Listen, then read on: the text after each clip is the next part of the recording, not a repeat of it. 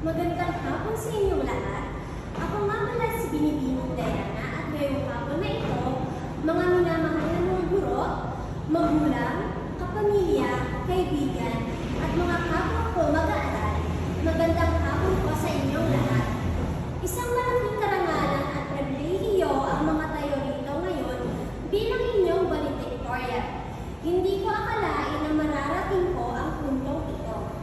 Isang paglalakbay na puno ng hamon, pagsubok at higit sa lahat ng pag-asa at tagumpay. Sa loob ng mga taong ginugol natin sa pag-aaralang ito, marami tayong pinagdaanan.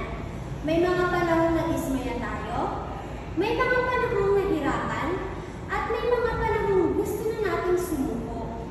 Ngunit sa kabila ng lahat ng ito, nanatili tayong matatag at nagpatuloy sa ating paglalakbay. Naging saksi tayo sa pagbabago at pagunlad at sa paglago ng isa't isa.